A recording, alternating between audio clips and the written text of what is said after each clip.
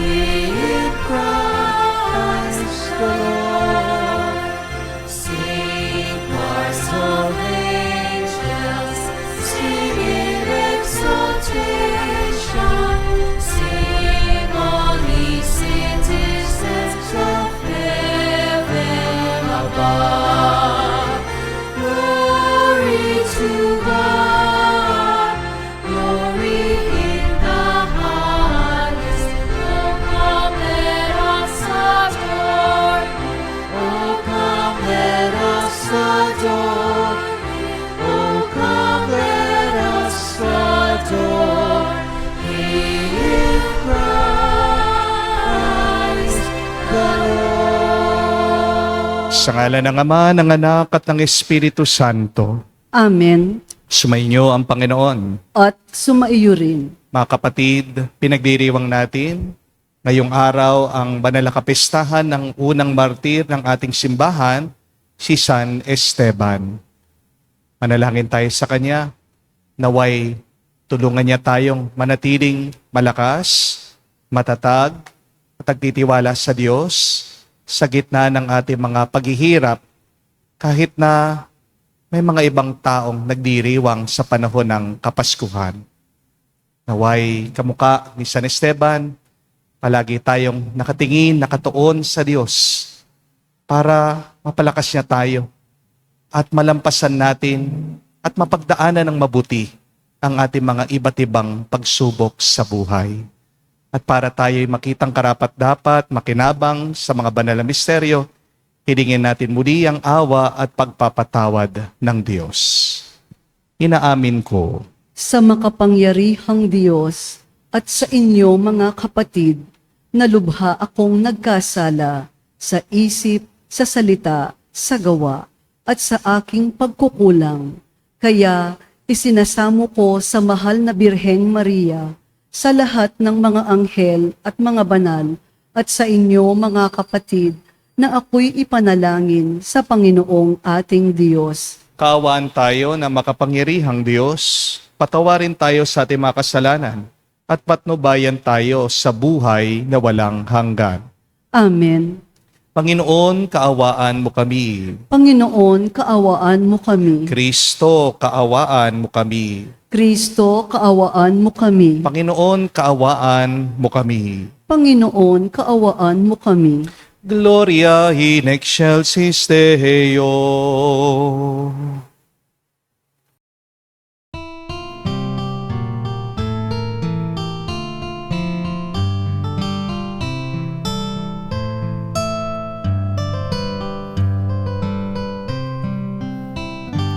Luwalhati sa Diyos sa kaitaasan, kaloob sa lupa ay kapayapaan. Pinupuri ka't ipinagdarangal, sinasamba ka dahil sa dakila mong kalwalhatian. Panginoon naming Diyos, Hari ng langit, Amang makapangyarihan, Panginoong Jesucristo, bugtong na anak ng Diyos, Kordero ng Ama. Ikaw na nag-aalis ng mga kasalanan ng sanlibutan. Tanggapin mo ang aming kahilingan, ikaw na naluluklok sa kanan ng Ama. Maawa ka sa amin, ikaw lamang ang banal, Panginoong Jesucristo, kasama ng Espiritu, sa luwalhati ng Ama. Amen, amen, amen, amen. Manalangin tayo. Ama namin makapangyarihan, pagkaloob mong aming matularan ang aming pinararangalan, upang matutuhan naming mahalin ang mga kaaway, pakundangan sa pagdiriwang namin sa pagsilang sa kalangitan. ni San Estebang marunong manalangin para sa mga umuusig na kalaban.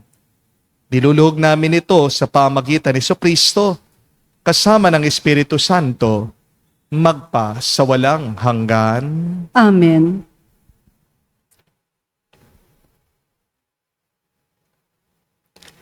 Pagbasa mula sa mga gawa ng mga apostol. Noong mga araw na iyon, pinagpala ng Diyos si Esteban at pinuspos ng kapangyarihan. Ano pat gumawa siya ng maraming himala at kababalaghan sa harapan ng madla. Nakipagtalo sa kanya ang ilang kasapi sa sinagoga ng mga pinalaya na binubuo ng mga Hudyong taga Cirene, taga Alejandria, taga Cilicia, at taga Asya. Ngunit wala silang magawa sa karunungan ni Esteban na kaloob ng Espiritu. Nang marinig ito ng mga bumubuo ng Sanhedrin, sila'y nagngalit dahil sa matinding galit kay Esteban. Ngunit si Esteban, na puspos ng Espiritu Santo, ay tumingin sa langit at nakita ang maningning na liwanag sa paligid ng Diyos at si Jesus na nasa kanyang kanan. Bukas ang kalangitan, sabi niya, at nakikita ko ang anak ng tao na nasa kanan ng Diyos. Tinakpan nila ang kanilang tainga at nagsigawan. Pagkatapos, sabay-sabay silang dumaluhong sa kanya. Kinaladkad nila si Esteban hanggang sa labas ng lungsod upang batuhin. Hinubad ng mga saksi ang kanilang mga kasuotan at iniwan sa isang binatang nagngangalang Saulo. At pinagbabato nila si Esteban na nananalangin naman ng ganito, Panginoong Jesus, tanggapin mo ang aking espiritu. Ang salita ng Diyos. Salamat sa Diyos. Poon sa mga kamay mo, habilin ko ang buhay ko. Poon sa mga kamay mo, habilin ko ang buhay ko. Tanging kublihin ko, ako ay ingatan, tagapagtanggol ko't aking kaligtasan, tagapagtanggol ko at aking kanlungan, ayon sa sabi mo, ako'y patnubayan. Poon sa mga kamay mo, habilin ko ang buhay ko. Sa mga kamay mo, habilin ko'y buhay ko, tagapagligtas kong tapat at totoo. Magbubuni ako, magsasayang tunay sa iyong pag-ibig na walang katapusan. Poon sa mga kamay mo, habilin ko ang buhay ko. Laban sa kaaway ay ipagtatanggol mo at sa umuusig sa sinumang tao. Itong iyong lingkod, sana ay lingapin. Ingatan mo ako't iyong pagpalain. Iligtas mo ako at iyong sagipin, tanda ng pag-ibig na di nagmamaliw. Poon sa mga kamay mo, habilin ko ang buhay ko.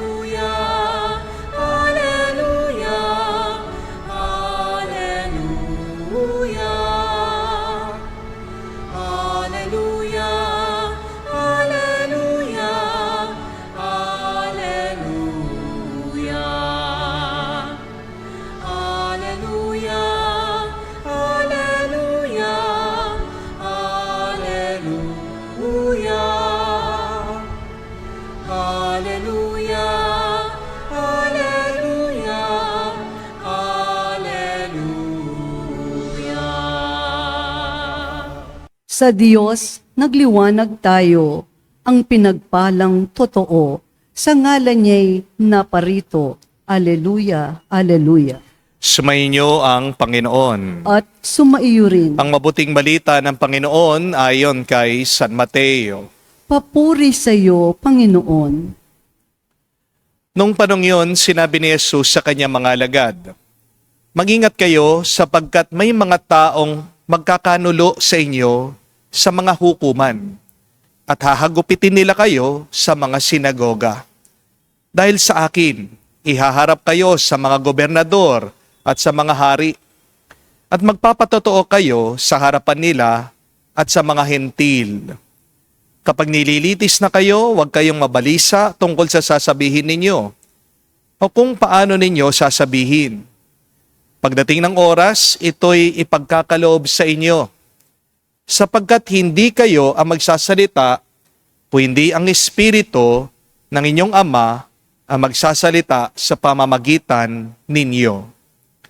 Ipagkakanulo ng kapatid ang kanyang kapatid upang ipapatay. Gayon din ang gagawin ng ama sa kanyang anak. Lalabanan ng mga anak ang kanilang mga magulang at ipapapatay. Kapopootan kayo ng lahat dahil sa akin. Ngunit ang mananatiling tapat hanggang wakas ang siyang maliligtas." Mga kapatid, ang mabuting balita ng ating Panginoon. Pinupuri ka namin, Panginoong Hesukristo. Magandang araw po muli sa inyong lahat and a very Merry Christmas po sa inyong lahat. Meron pong isang kwento tungkol sa isang pamilya na sobrang hirap po nila, wala silang pera at gutom na gutom po sila. Magpapasko pa naman, kaya wala po silang choice. Ano ang kanilang ginawa? Nakita po nila yung damo sa tabi ng daan. At ito po yung kanilang kinain. Habang ngumunguya daw po sila ng damo, meron pong isang magarang sasakyan ang huminto sa kanilang harapan. Binuksan daw po ng mayaman yung kanyang bintana at niyaya niya yung pamilya. Sabi niya, "Tara, sakay kayo, sama kayo sa akin. Marami akong ipapakain sa inyo doon sa aking mansyon." Tuwang-tuwa daw po itong magpapamilya. Dali-dali sumakay po sila dun sa sasakyan ng mayaman. At nagpapasalamat sila sa Diyos. Pagdating po nila dun sa bahay ng mayaman, hindi po sila dinala sa kusina. Diniretso po sila dun sa hardin. At pagkabukas po ng pintuan ng sasakyan, alam niyo po sabi ng mayaman, "Ayan na, kita nyo, ang tataas na ng damo ng aking garden. Kain na kayo," sabi niya. Ang akala po ng mayaman, kumakain talaga ng damo yung magpapamilya. Ang hindi niya alam, gutom na gutom lang sila. Pero mga kapatid, konting ingat lang po ha. Baka sa sobrang blessing mo, mabulag ka na sa pangangailangan ng ibang tao. Baka sa sobrang saya mo ngayong Pasko, baka hindi mo na marinig yung iyak ng ibang tao. Baka sa sobrang sarap o ginhawa ng iyong nararamdaman ngayon, baka manlamig ang iyong puso sa pagdurusa ng iba. Hindi ba po kayo nagtataka, bakit naka-red tayo ngayon, katapos-tapos pa lang ng Pasko? Ang talagang kulay po ng Pasko ay puti, hindi po green and red ha? Pero yung iba pinipilit pa rin nila, "Hindi, Father, ang kulay talaga ng Pasko ay red. Tama lang po ang sinusuot nyo." Di ba, Father, si Santa Claus naka-red. Pero sa simbahan po, correction lang ha, ang pula ay hindi po kulay ni Santa. Ang kulay ng pula ay kulay ng sakripisyo. Ang pula ay kulay ng dugo na galing sa mga martir na nag-alay ng kanilang buhay. Pagkatapos po ng masayang Pasko, pinagdiriwan natin ngayon ang kamatayan ng unang martir ng simbahan, si San Esteban. Ang tanong, bakit? Parang napaka-anticlimactic, di po ba? Masaya kahapon, malungkot ngayon. And we ask that question, why does the church celebrate the death of Saint Stephen the day after Christmas? Pagkadami-dami naman na pwedeng piliin ng simbahan na maging araw ng pagdiriwang ng kamatayan, pagkamartir ni San Esteban. Bakit ngayon pa? Bakit pagkatapos ng Kapaskuhan? Because it is a reminder that Christmas is not only about happiness. Christmas is really about the truth. Christmas is about the Emmanuel, the God with us. And when we say God with us, He is a God with not only the joyful, but also the sorrowful. And if God is with us, He is with us not only in our smiles, in our laughs, but also in our pains and in our brokenheartedness. Remember that Christmas does not remove suffering, but it reveals a God who enters our suffering. Yan po ang mabuting balita. Oo, hindi inaalis ng Pasko ang ating mga paghihirap, pagdurusa at pagsubok. Pero dahil sa Pasko, merong isang Diyos na pumasok at kasama na natin sa ating mga problema, pagsubok at paghihirap. Kaya ngayong araw, the church reminds us, even if everyone is celebrating, many are still hurting. Ngayon pong Pasko, wag nating kalimutan yan. Marami pong mga pamilya ang nagluluksa dahil namatayan sila ng kanilang minamahal. Maraming pasyente ang nasa hospital. Maraming nagpapakimo, maraming nagdadialysis. Sila po yung madalas nakikinig, nanonood ng banal na misa natin online. Marami pa rin po ang mga pilit na nagbabayad ng utang, naghahanap ng pera para may pambayad ng kanilang pang-araw-araw na pangangailangan. Marami pa rin ang lubog sa baha dahil sa ghost project o failed flood control ng ating bansa. Marami pa rin po ang iniwan, sinaktan, nalugi, nag-breakdown at depress. May kaibigan nga po ako kung kailan Pasko, doon nalaman nila na may cervical cancer yung kapatid niya. Wala pong warning, wala po signal. Tanghirap pong i-comfort, no? Yung mga ganitong klaseng tao na may pinagdadaan ng lungkot sa gitna ng masayang Pasko. Hindi ko rin po makalimutan ng mga nakaraang Pasko. Meron pong magulang na lumapit sa akin. May dala-dala pong supot. Nandoon sa loob yung fetus, yung kanilang anak. Sobrang lungkot nila kasi ang tagal na po nilang sinusubukang mag-conceive. Nagkaroon nga, nakuna naman itong nanay. Ang sabi po ng dalawa, kahapon, nung Pasko, Father, ang saya-saya namin. Pero ngayon, umiiyak na kami. At wag din po nating kalimutan, marami pa rin po ang mga pilit na bumabangon sa kanilang buhay. Ang mga taong gutom dahil sa gera doon sa Ukraine, sa Middle East, sa Palestine. Yung mga kapatid nating nasalanta ng bagyo doon sa Cebu, sa Visayas. Habang nagdidiwang ang mundo dahil sa Pasko, marami pa rin ang nagdurusa dahil sa gulo. Mga kapatid, sana hindi maging hadlang ang ating tuwa para maalaala natin, ipagdasal natin ang mga kapatid nating nahihirapan. Kaya nga, naisip ng ating simbahan, ilagay ang kapistahan ni San Esteban pagkatapos mismo ng Kapaskuhan. Hindi lang para maalaala natin ang mga nahihirapan, pero para humugot tayo ng lakas at halimbawa sa Kanya. Kasi kahit na siya'y nahirapan at pinahirapan ng iba, nanatili pa rin siyang malakas, matatag dahil sa kanyang pananampalataya sa Diyos. Saint Stephen showed us, faith does not remove your trials, but faith gives us strength to endure our trials. Hindi po namatay si San Esteban dahil siya'y mahina, namatay siya dahil tapat siya. Pinatay si San Esteban sa pamamagitan ng pagbabato, pero hindi tinibag ng bato ang kanyang matatag na pananalig sa Diyos. Sana ganyan din tayo. Yes, life will not always be comfortable. And yet, when life becomes easy, do not forget to be compassionate. Do not forget to be sensitive to others. Minsan, kapag okay tayo, diyan nawawala ang malasakit natin sa ibang tao. Pero, kapag tayo naman ang nasasaktan, gusto natin tayo'y damayan. Di po ba? Saint Stephen tells us, faith is not for the perfect. Faith is for the wounded. Faith is for the grieving, the discouraged, the confused. Ang pananampalataya ay para doon sa mga hindi na nila kaya, pero kumakapit pa rin sila. Ang mabuting balita ay may Diyos pa rin tayo kasama natin, anuman ang paghihirap natin. Yan po ang ibig sabihin ng Emmanuel. God is with us.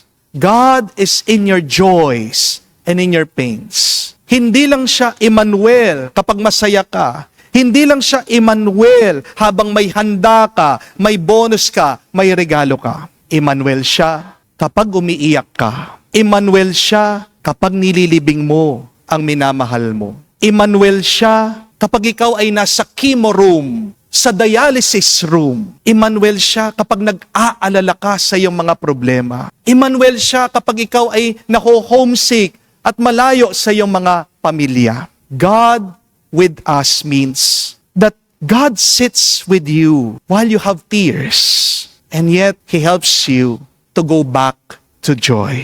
Makakalimutan man tayo ng ibang tao, pero ang Diyos, hindi Kanya makakalimutan. Kung kayo po ay pumunta dito sa simbahan, may bitbit kayong lungkot, kung kayo'y pagod na, kung iba yung Pasko mo ngayon, hindi makulay, hindi masaya, ito ang mabuting balita, kapatid.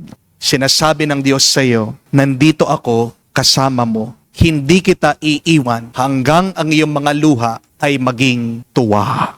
Hindi pinangako ng Diyos na mawawala agad ang ating mga sakit, pero ang pinapangako ng Diyos sa atin ay hindi ka dadaan sa iyong mga sakit na nag-iisa.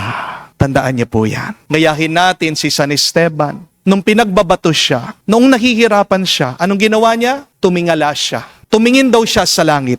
At doon niya nakita ang ating Panginoong Hesukristo.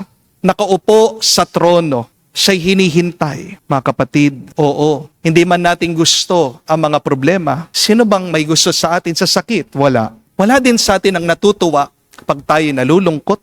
Pero kung hindi tayo bibitaw sa Diyos, matatapos ang ating kwento sa tagumpay. Kung may bigat kang daladala ngayon, kung may lungkot ka ngayong Pasko, kung may pagod sa iyong puso, nariyan si San Esteban, nagdarasal at nagpapaalala sa iyo na ang iyong pagdurusa ay may katapusan din. Palalakasin ka ng iyong pananampalataya at itatayo ka ng iyong pag-asa. Ang ating Emmanuel ay hindi ka iiwan kailanman. Ito po ang ating pasalamatan, itong ating papurihan sa ating Diyos na mabuti at mapagmahal ngayon at magpakailanman.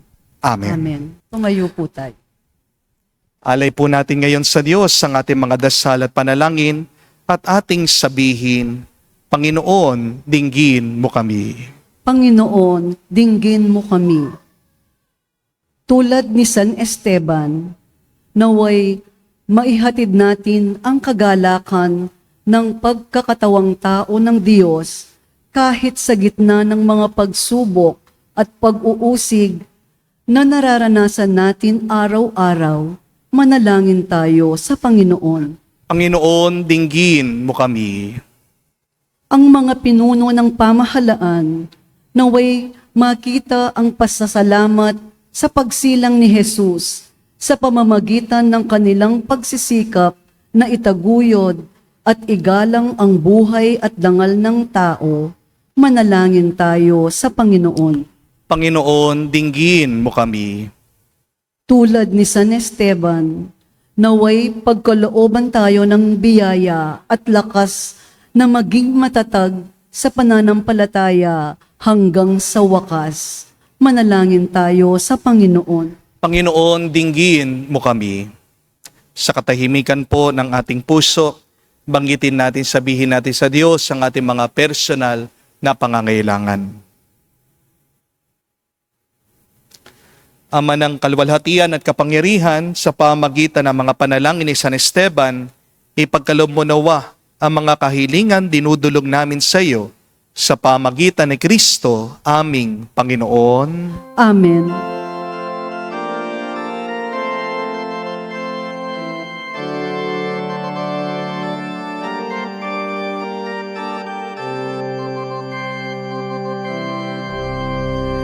Maging tinapay ng aming tuwa, maging alat ng aming saya, maging kanta ng aming galang, maging katawan mo kami, Jesus, maging tinapay ng aming tuwa, maging alak ng aming saya, maging kanta ng aming galang, maging katawan mo kami, Jesus. Sa'yo, Panginoon, kami nag-aalay, tinapay ng sakit, hapdi at lungkot, tinapay ng pagod, tinapay ng bigat, gawin mo ng tinapay ng tuwa, maging tinapay ng aming tuwa, maging alak ng aming saya, maging kanta ng aming galang, maging katawan mo kami, Jesus, maging tinapay ng aming tuwa, maging alak ng aming saya, maging kanta ng aming galang, maging katawan mo kami, Jesus. Manalangin kayo mga kapatid, para ang ating mapaghahain ay kalugdan ng Diyos amang makapangyarihan. Tanggapin nawa ng Panginoon itong paghahain sa iyong mga kamay, sa kapurihan niya at karangalan, sa ating kapakinabangan at sa buong sambayanan niyang banal. Ama naming lumikha, kalugdan mo ang aming paghahain ng mga alay na nagpapahiwatig ng mga pagpapakasakit ni San Esteban ay malwalhating dinarangal sa pamagitan ni Jesucristo kasama ng Espiritu Santo magpa sa walang hanggan. Amen. Sumainyo ang Panginoon. At sumaiyo rin. Itaas sa Diyos sa inyong mga puso at diwa. Itinaas na namin sa Panginoon. Pasalamatan natin ang Panginoong ating Diyos. Marapat na siya ay pasalamatan. Ama naming makapangyarihan, tunay nga marapat ikaw ang aming pasalamatan. Ngayon aming kagalakan na si San Esteban ay parangalan. Siya'y kapanaling naming may paninindigan na ikaw ay pahayag kahit siya'y mamatay. Sapagkat minarapat mong kanyang matularan, ang iyong anak na naghain ng sariling buhay, tulad na naganap sa iyong anak. Ang dugo ng mga martir ay dumanak, hindi dahil sa katatagang likas, kundi dahil sa iyong bigay na lakas. Kaya kaisa na mga anghel nagsisiawit ng papuri sa iyo. Nang walang humpay sa kalangitan, kami nagbubunyi sa iyong kadakilaan.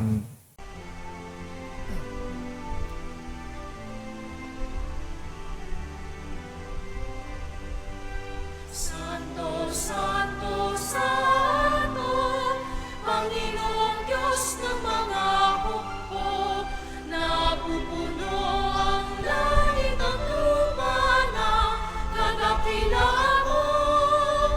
Hosana, Hosana, sa kaitaasan, pinagpala ang naparirito sa ngalan ng Panginoon. Hosana, Hosana, sa kaitaasan. Hosana, Hosana, sa kaitaasan.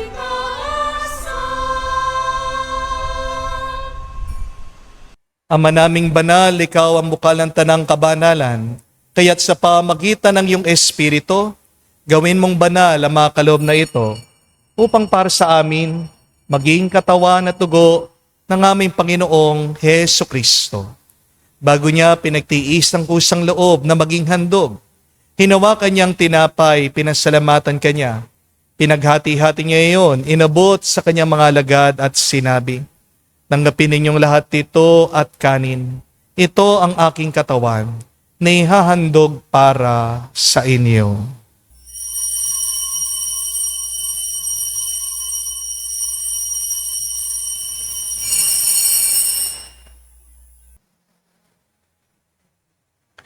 Gayon din naman, nung matapos ang hapunan, hinawakan niya ang kalis. Muli kanyang pinasalamatan. Nabot niyang kalis sa kanyang malagad at sinabi, "Tanggapin ninyong lahat ito at inumin. Ito ang kalis ng aking dugo, ng bago at walang hanggang tipan. Ang aking dugo na ibubuhos para sa inyo at para sa lahat, sa ipagpapatawad na mga kasalanan. Gawin ninyo ito sa pag-alaala sa akin."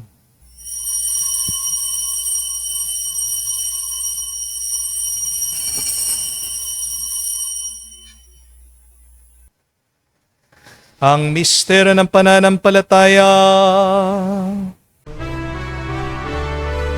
Aming ipinahayag na namatay ang iyong anak, nabuhay bilang Mesiyas at magbabalik sa wakas para mahayag sa lahat. Ama, ginagawa namin ngayon ang pag-alaala sa pagkamatay, muling pagkabuhay ng iyong anak.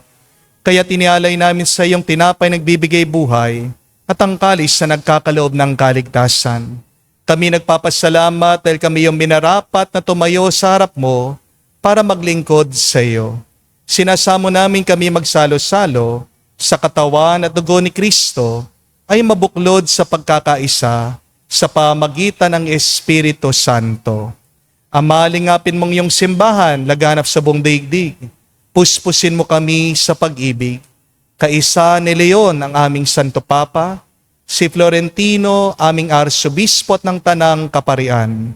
Alalahanin mo rin ang aming mga kapatid na nahimlay may pag-asang sila'y muling mabubuhay. Gayon din naman lahat ng mga pumanaw. Kawan mo't sila't patuloyin sa iyong kaliwanagan. Kawan mo't pagindapatin kaming lahat, makasalo sa iyong buhay na walang wakas. Kaisa na mahal na Birhen Maria, Ina ng Diyos. Kaisa ni San Jose, ang kanyang malwalhating esposo. Kaisa na mga apostol, lahat ng mga banal na namuhay dito sa daigdig na kalugod-lugod sa iyo. May pagdiwang nawa namin ang pagpupuri sa ikararangal mo sa pamagitan ng iyong anak, aming Panginoong Heso Kristo. Sa pamamagitan ni Kristo, kasama niya at sa Kanya, ang lahat ng parangal at papuri ay sa iyo, Diyos Ama, makapangyarihan, kasama ng Espiritu Santo, magpasawalang hanggan. Amen, amen, amen, amen, amen, amen. Sa nakagaling na utos sa turo ni Jesus sa Panginoon natin at Diyos, ipahayang natin ng lakas, loob.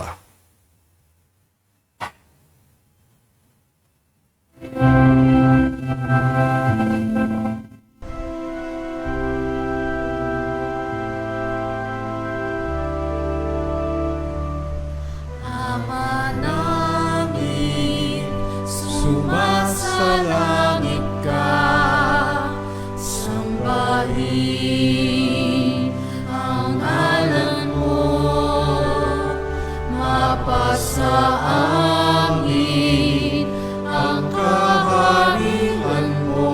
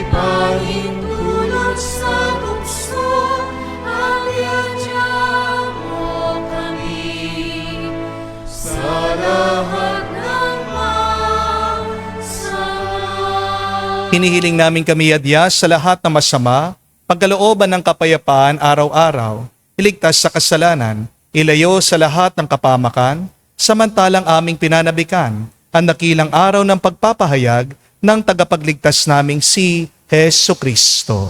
Sapagkat iyo ang kaharian at ang kapangyarihan at ang kapurihan magpakailanman. Amen. Panginoong Yesu Kristo, sinabi mo sa mga apostol, kapayapaan ang iniwan ko sa inyo, ang aking kapayapaan binibigay ko sa inyo. Tungayan mong aming pananampalataya at huwag ang aming pagkakasala. Pagkalooban mo kami ng kapayapaan at pagkakaisa ayon sa iyong kalooban. Kasama ng Espiritu Santo, magpa sa walang hanggan. Amen. Kapayapaan ng Panginoon ay laging sumainyo. At sumaiyo rin. Magbigayan po tayo ng kapayapaan sa bawat isa. Peace with you po. Kapayapaan po sa inyong lahat.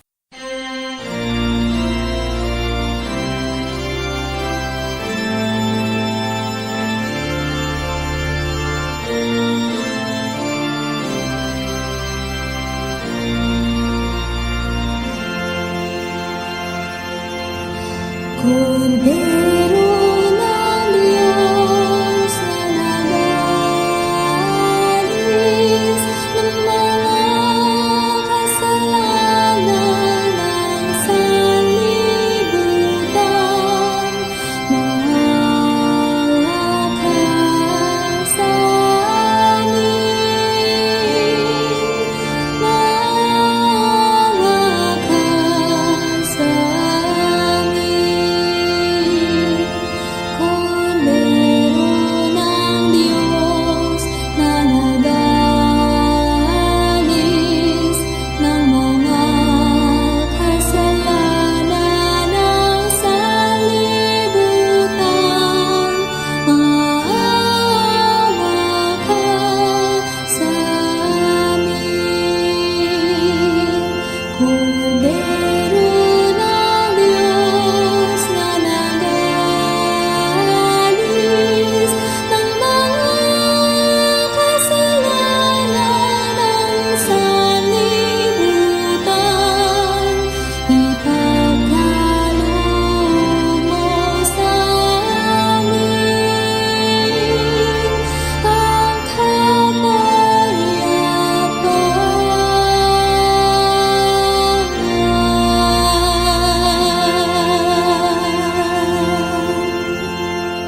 Mga kapatid, naririto ang ating Panginoong Yesu Kristo, ang Kordero ng Diyos.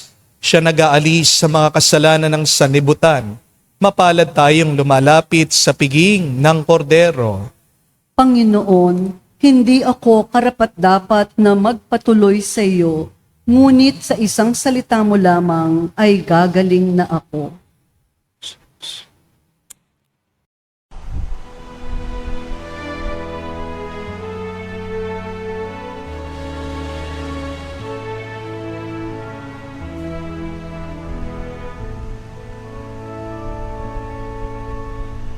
Silent night, holy night, all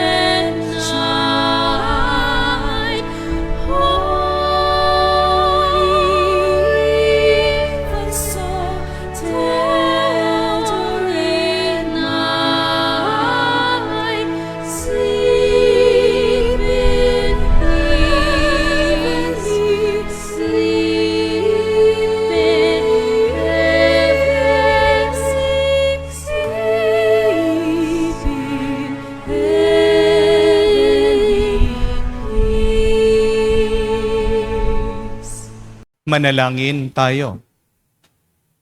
Ama naming mapagmahal, kami nagpapasalamat sa napakarami mong bigay sa aming mga inililigtas mo pakundangan sa Pasko ng Pagsilang at pinaliligaya mo sa kapistahan ng martir na si San Esteban. Sa pamagitan din ni Jesucristo kasama ng Espiritu Santo, magpa sa walang hanggan. Amen. Muli po ang tanong, bakit pinagdiriwang natin ang kamatayan ni San Esteban pagkatapos pa lang ng masayang Kapaskuhan? Dahil hindi natin inaalala ang kanyang kamatayan. Ang inaalala natin ay ang kanyang pagsilang sa buhay na walang hanggan. Ang taong tapat, ang taong banal, ang taong mapagkumbaba at masunurin sa Diyos ay hindi talaga namamatay. Siya ay nabubuhay sa magpa sa walang hanggan. Oo, may lungkot pag may nawawala dito sa mundo. Pero meron naman malaking tuwa sa kalangitan. Kung ang taong nasawi ay isang taong masunurin sa kagustuhan ng Diyos.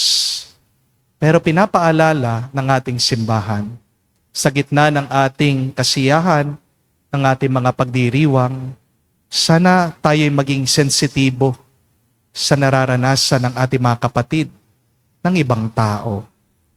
Kaya po, ang aking assignment sa inyo, sana marunong kayong makinig at mangmusta naman sa iba. Yung mga pangiti-ngiti, hindi nyo alam may tinatagong malalim na lungkot. Sino yung tao na kailangan mong kumustahin at pakinggan mo kung ano ang kanyang pinagdadaanan?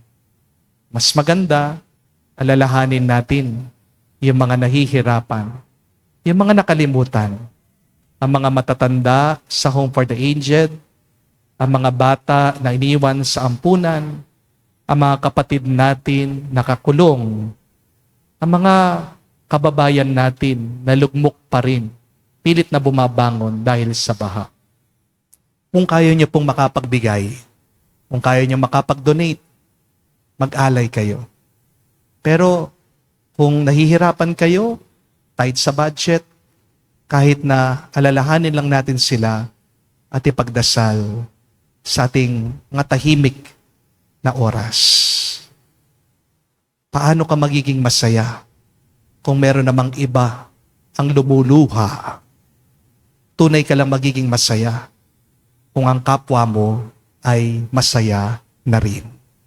Kaya pagdasal natin, patulong tayo sa panalangin ni San Esteban na ang buong mundo sa ating bansa ay maging masaya sa pamagitan ng ating pananalig na ating pagsunod kay Kristo. Sumainyo ang Panginoon. At sumaiyo rin. At kayo basbasan ng Diyos, makapangyarihan sa lahat, sa ngalan ng Ama, ng Anak, ng Espiritu Santo. Amen. Ang ating misa ay natapos na. Humayo kayo sa kapayapaan ni Kristo. Salamat sa Diyos.